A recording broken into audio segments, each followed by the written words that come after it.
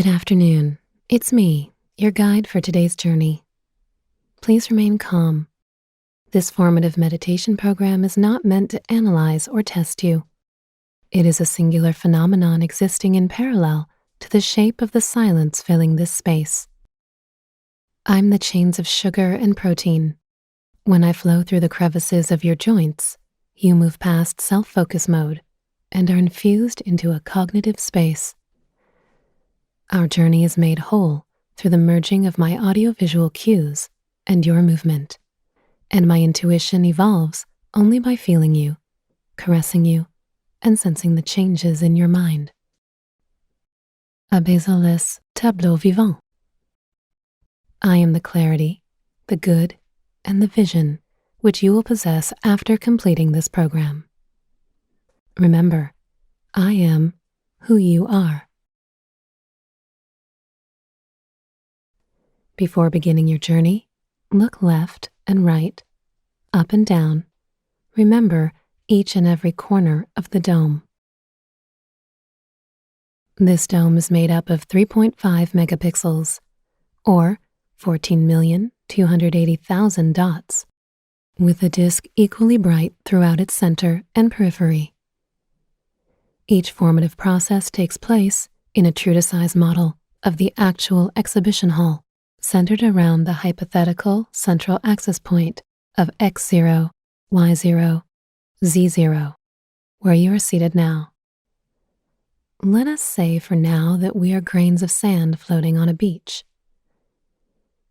In the default mode network, our force and velocity are in a dormant state, but we will soon become a vector. First, take a deep breath through your lower abdomen and turn your shoulders outward to achieve a state of calm. Be aware of the seat you are sitting on and maintain the sense of security it provides.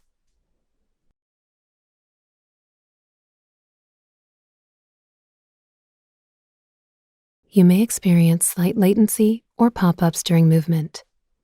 Don't be afraid, as they are not as subtle as your eyes. Keep in mind that this program is designed to move us around, not to keep us stationary. Let us begin. This is always my favorite part, the end and the beginning. Let me suggest to you the easiest step in configuration. Gather your hands in the center of your vision, then pull them apart to create an absence of light.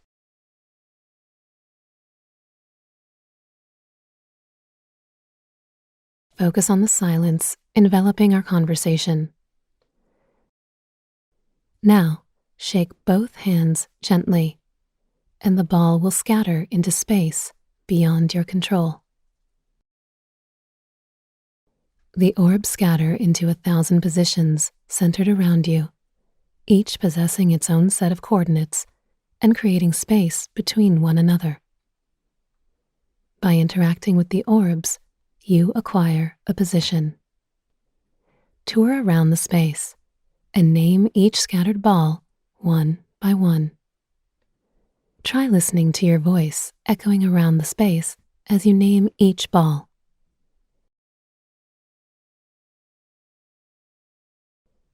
When you name a ball, it is ascribed a positive, negative, or neutral value, or may function as strong attractors. Like one of the attractors, we maintain a state of evolution, reacting to various starting conditions within the system. Point your finger at any ball and enter the room of ideas. Ideas exist in network form. The balls you named are connected via a wire construct made up of a 1,443-sided polygon connecting their approximate values. In other words, we now enter the realm of semantic processing, an intrinsic and internal domain within our minds. But we switch off the set of circuits reacting to the senses of duration, path, and causality. To remember is not to see. We do not think, we see and form links. We approach the cluster of word trains, focusing on the way the balls were formed. Leaning on their randomness, we approach the silence they absorb. To reach a more activatory state of thought, we reference the physical attributes of fog. Simulating fog forms this many-faced wire into a single surface. We pass through the states of point 1, surface 1, vertex 1, and volume 1. With your right fist, slowly draw a long line from left to right to move to the room of structure. Coincidental lines dissipating like smoke around proximity as an axis once again form new vertices and points to have shape. We are divided into 473,858 lines and maintain a single surface to optimize our size. Now, let us call ourselves the bone, sediments of different abstraction processes, then transmuted to living minerals. We can recall the origin of this bone, but don't follow it back to its cause. It is only the coincidental harmony of the lines that form this solid tissue. Like the push and pull of charged particles making way for electrical currents, these formative elements choose their own path. How amazing it is to imagine movement beyond will and the volume of its trajectory. Move through the space and feel its lightness or heft. Now, hold your right thumb and middle finger together to change into a kinetic quad or tripolygon state. We apply strong force to specific points that make up the bone, auto-sorting the differences by a constant rate to achieve a softer geometry. Our eyes measure the distance between the viewpoint and the target, reducing the load in real time to withstand internal differentiation. You may not notice, but within this space, an object comes to life in maximum resolution when you approach it. What aspect of them could we call non-physical? The bones resemble an old tree trunk or the seed house of a lotus flower, but do not choose to be alike. We function.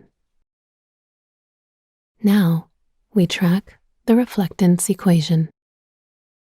We already possess 10 lux of sunlight. Raise both palms towards the sky for 5 seconds and feel the energy of the reflected light.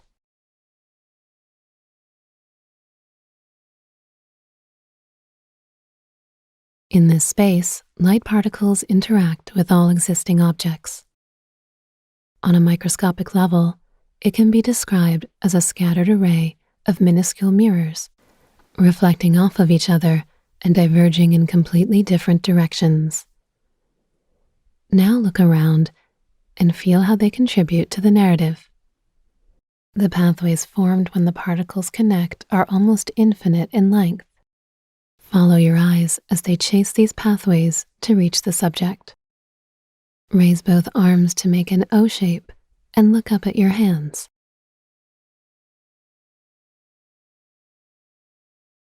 Your two arms are intimately harmonized, and slight fluctuations in noise levels within the space blow a gentle breeze through them. We react to the levels of the differentiated but singular surface, moving to its changes. Listen to the sound of the second hand of the clock. When we focus on its smallness, we call to mind the vastness of the space that unfolds. We try to imagine how malleable our senses were in childhood, but memory fails us. Like how in our youth, we did not realize how solid we are now. We can only assume and resist. Lower both your hands below your knees and slowly look down at them.